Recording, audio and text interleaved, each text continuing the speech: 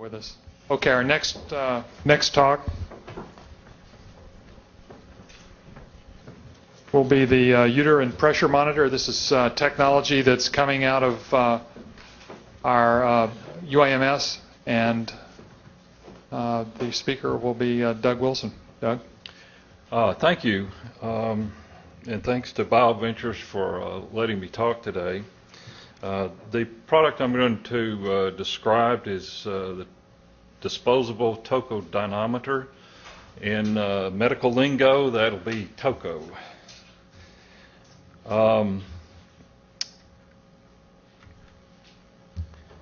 If a lady goes into labor, she goes to labor and delivery, the first thing that's going to happen is they're going to hook her up to an electronic fetal monitor, and that's going to give them certain information. It's going to give them the fetal heart rate, which is picked up from a transducer placed on the abdomen. It's going to give them contractile activity, which is picked up by toco, also placed on the abdomen. And the toco gives the information of the time interval between contractions and the duration of the contractions. And what we're going to talk about now is the current technology of the toco. It is a force sensor based device that's placed inside the plastic, and it's mechanically complex and expensive to manufacture. It can't be separated into a part that's disposable and a part that would be kept and reused. It's effective, but it's rather expensive. And there are a number of disadvantages to the current technology, the current toco. And that's where we see a business opportunity. It's heavy, and it's hard to place and keep in the same place. It gets bloody during delivery if it happens to be nearby. It can be cleaned. It cannot be sterilized. And so there's always the possibility of cross-contamination between patients. Sometimes it gets wrapped up in the linen and thrown out, and it's relatively expensive to replace if it's lost or broken. What we're proposing is a device we call the P-toco, and that's using an idea of a trapped air pocket to sense the contractile pressure and transmit that through a tube. It will changes in the pressure are transmitted to the transducer and amplifier through a plastic tube. So that means that the whole thing can be made out of plastic. It's very light, very inexpensive, and therefore it can be disposed of. The sensor and the electronics part can be reused and only replaced occasionally. This is a couple of photographs of our prototypes. On the left is the disposable component that would be placed on the mother's abdomen during labor. It's designed for an exact replacement. It's roughly the same size as the current unit. It's engineered to be identical, has the same pressure response.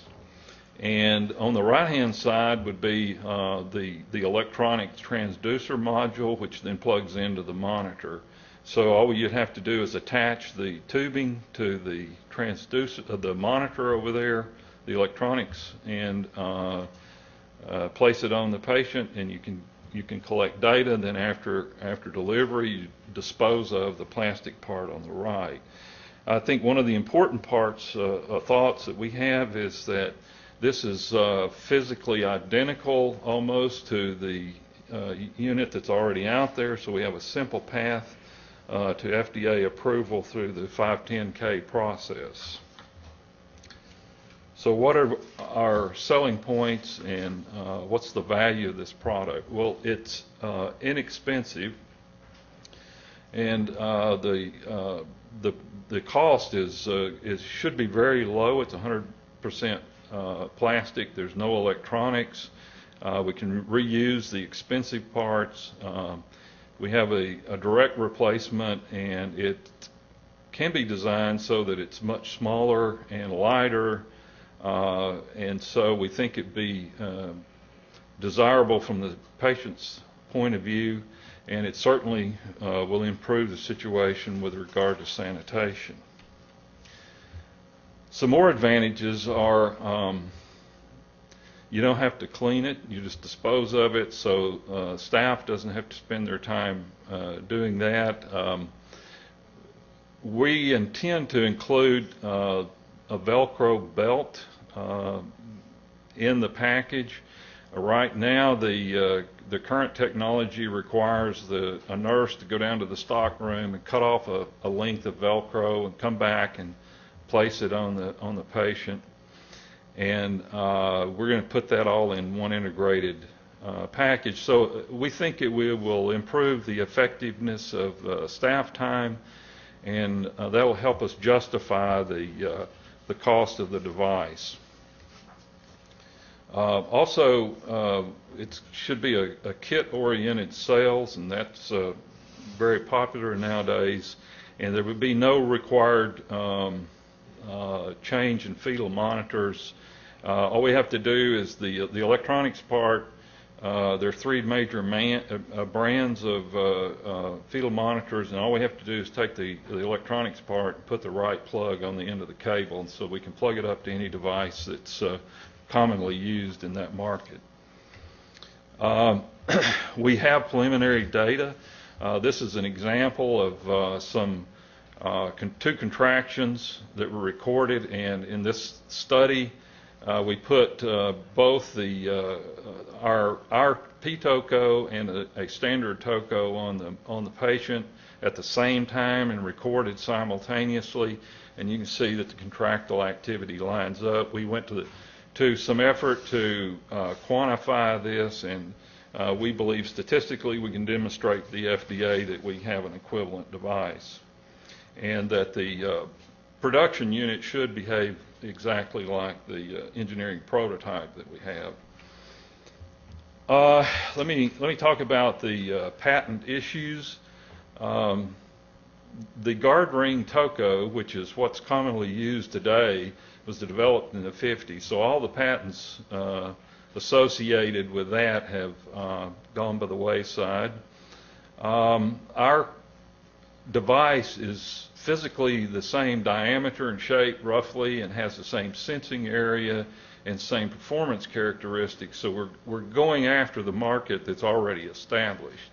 But there are some issues there. We utilize the idea of a trapped pocket of air to sense pressure and to transmit that.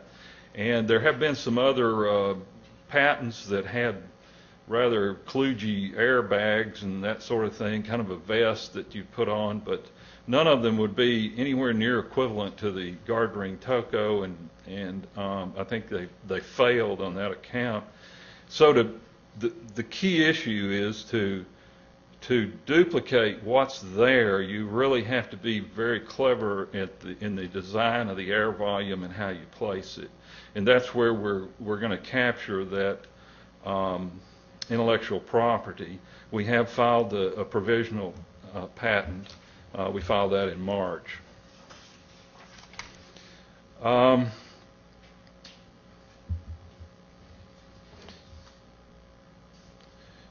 There are a number of, did I skip a slide? Let me see. No? Okay. Number of marketing options. We have been in contact with Cook Medical in Bloomington. Kurt Lowry, the doctor that we're working with, was there for another reason, and anyway, while he was there, he made a quick pitch to them, and based just on that preliminary talk, they've scheduled a visit to the Med Center, and we're going to be talking with them.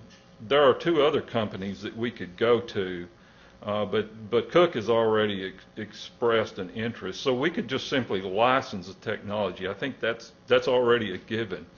But I think the reason that I'm here today is the or we could develop a direct marketing and scheme and put together a startup company, and we would go after sales, trade shows, and direct marketing to hospitals and nurses, and sell to the internet.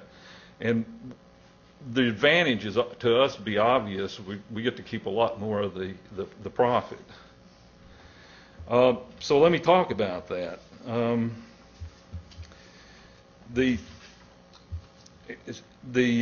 have here the estimates, and I want to strongly emphasize just that. It's estimates. We have not had someone to come back and say, we will build this device for you for a particular amount.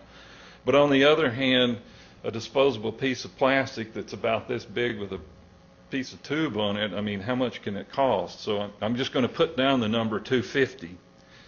And then we think we might be able to sell it or justify a selling price of about $15 per unit. That's the plastic part we throw away. There's another part that they have to buy so that they can plug the plastic part into it, and that's got the amplifier and connector. And that's non-disposable. And we think we can get that built for $15 and sell it for $50. And even if you add those two prices together, it's still about the same cost or cheaper than the current technology. Well, what is the market potential? Well, at first, one of the interesting properties is it's a constant revenue stream because there are 4 million births in the U.S. alone. Now, an interesting point is some women come in, go into labor, then go home. That's one application. The same woman comes back and goes into labor. That's the second application. And I can't tell you the percentage right now, but the point is that 4 million in sales, based on the number of live births, is probably an underestimate of the actual market. And right now I can't give you a number on that, but it will be bigger than 4 million. In addition, we can have patent protection, Europe, Canada, Australia, Japan. And if you add those markets, you're going about 12 million potential uses a year. If you look on the internet, you can find that the birth rate in the world's 130 million live births per year. And I'm not going to tell you that we're going to sell one to everyone. I don't know what the percentage is. I would think it's pretty significant percentage that would use it as a disposable device. We also would imagine there would be a market where they would buy it and use it over and over and over, since it's actually cheaper than the current technology. So there's a number of marketing avenues there. You can see a pretty good profit margin, even if my estimates are incorrect, and sales potential in the U.S. should be around 60 million a year, just based on those numbers. Okay, so why do we think we're going to be successful? There's potential to reduce the labor and delivery costs, or at least come out with a new device that's better for the same price. And also there's a possibility that the hospital can have a new billable, that disposable device.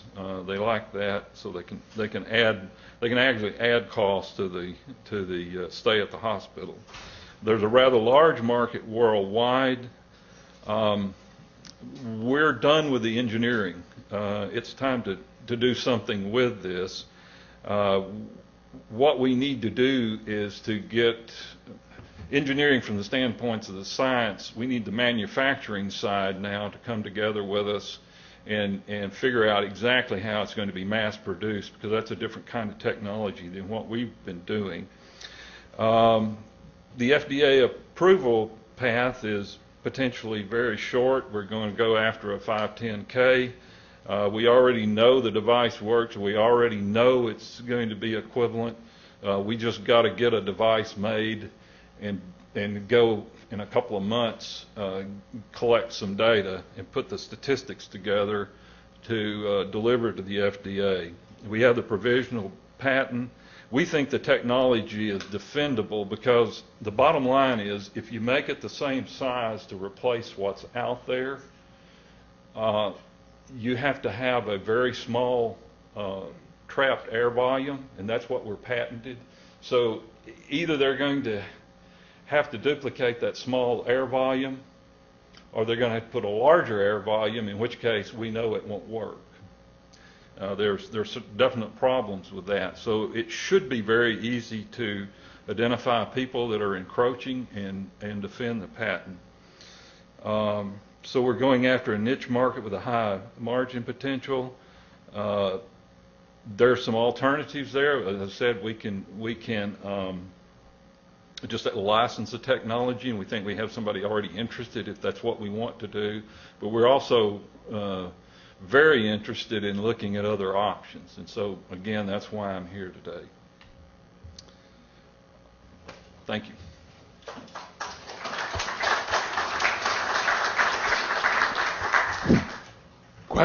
Questions, excuse me. Any questions?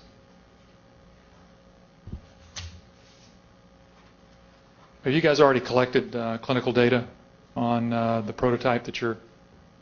Yes, I think actually we have 40 patients. We made an engineering change halfway through the study. There was a minor thing we had to correct, and we did that. So we have a very solid case that this is an equivalent device. Perfect. Other questions? Robin.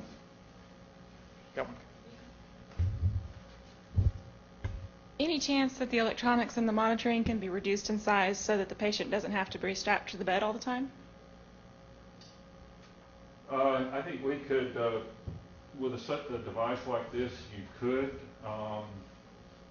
For this particular, for the TOCO, yes, you could make it wireless. On the other hand, they also have to wear the ultrasound transducer, and I don't think that's going to be made wireless anytime soon. So we could cut her loose from our side, but the other one would still have her strapped down. So we haven't looked at that.